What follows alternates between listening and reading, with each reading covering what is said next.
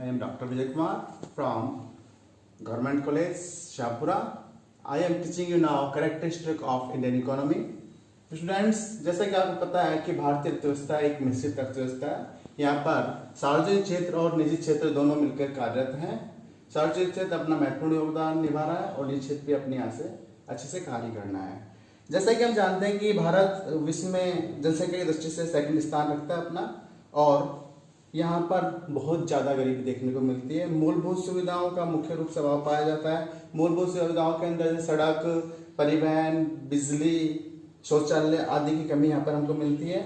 यहाँ पर देखने में पता चलता है कि यहाँ पर प्राकृतिक संसाधन तो ईश्वर ने बहुत अच्छी मात्रा में दिए गए हैं, लेकिन इनका यूज निश्चित रूप से सही रूप से नहीं हो रहा है। स्वतंत्रता प्राप्ति से पूर्व भारत के अंदर अंग्रेजों का राज्य था, तो अंग्रेजों ने अपने उद्देश्य के लिए उन साधनों का प्रयोग किया और भारतीय अर्थव्यवस्था को विकसित करने में अपना योगदान नहीं दिया या लगभग बहुत कम दिया।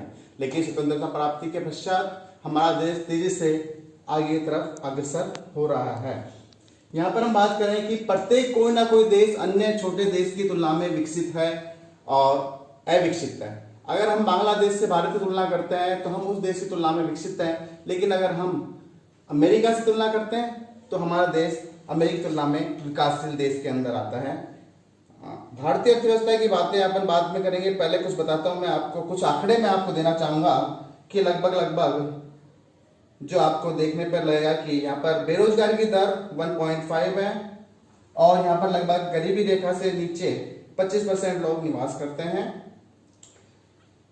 अगर हम सेक्टर्स की बात करें तो प्राइमरी सेक्टर में 13.9 और सेकेंडरी सेक्टर में 26.1 और सार्वजनिक क्षेत्र में लगभग 59.9 या 60% उनका योगदान जीडीपी में आ रहा है।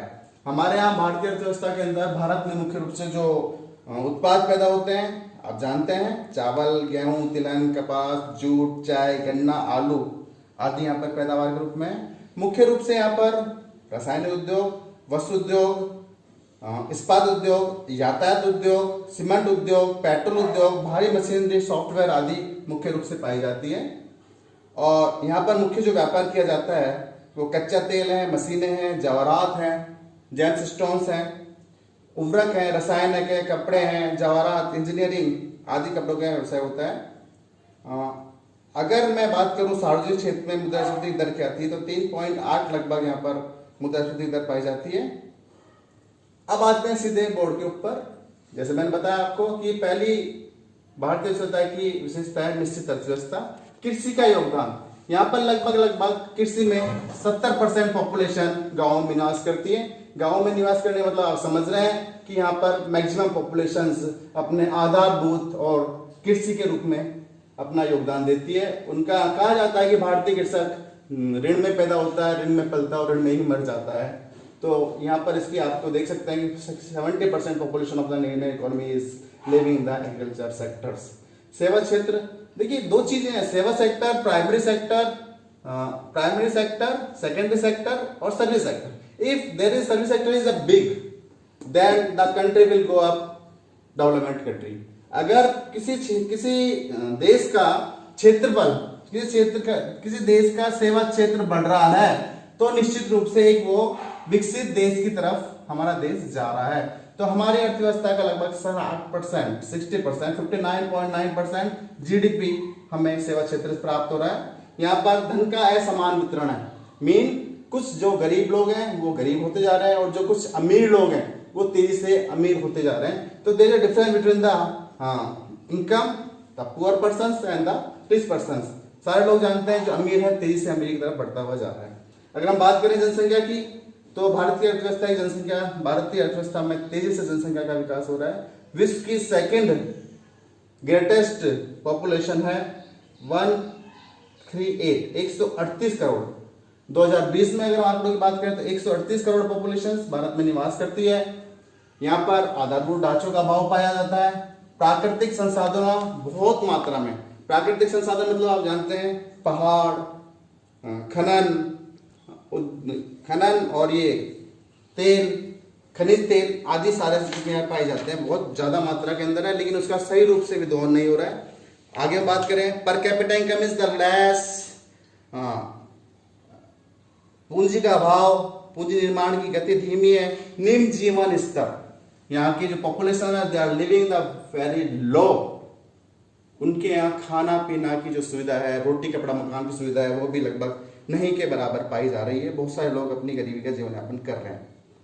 एक निर्धनता का कुचक्र है, हिंदुस्तान के अंदर निर्धनता का कुचक्र है, वो एक बार फंस जाता है।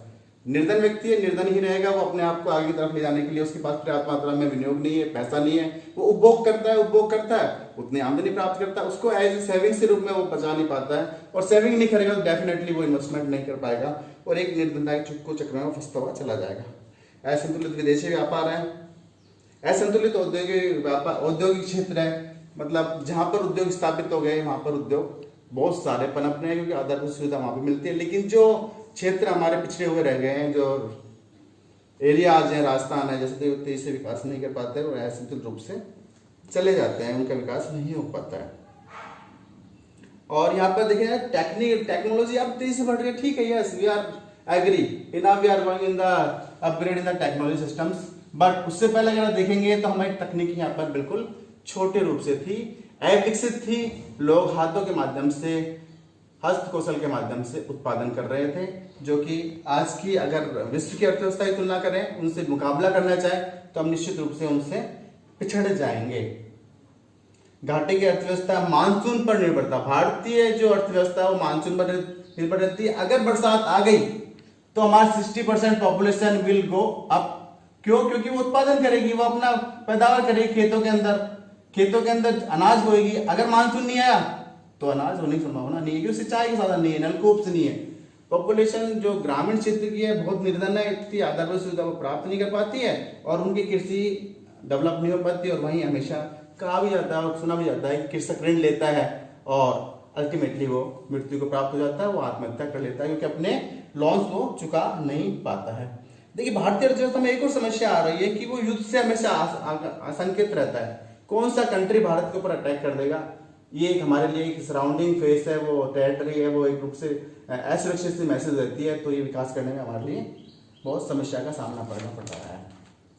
आज के लिए इतना ही काफी, कल फिर आपसे बात करते हैं भारतीय अर्थव्यवस्था को लेकर कुछ नवीनतम आंकड़ों के साथ। मैं स्टूडेंट्स आपको ये बताना चाह रहा हूं कि you will go to latest datas. अगर आप लेटेस्ट डाटा में नहीं जा रहे हैं तो भारतीय अर्थव्यवस्था के बारे में आप जानकारी प्राप्त नहीं कर पाएंगे। आप नवीनतम डाटा का प्रयोग कीजिए आपकी परीक्षा के लिए। नवीनतम डाटा, जब टीचर्स अपनी कॉपी चेक करता है तो देखता है कि स्टूडेंट्स ने अपने आप को कितना अपडेट किया है। उसकी जो आंकड़े हैं वो 2014-15 के चल रहे हैं, 2017-18 के चल रहे हैं, 2020 के चल रहे हैं। अगर आप 19-20 के डाटों का प्रयोग करेंगे, देखिए इसके लिए आपको बाजार के अंदर या योजना है, स्टैटिक डिपार्टमेंट्स के बजट्स हैं, या कोई भी कम्पिटिटिव बुक्स है जो आपको नवीनतम आंकड़े देती है, या गूगल पे भी आप जाएंगे तो आपको नवीनतम आंकड़े मिल पाएंगे। Thank you very much.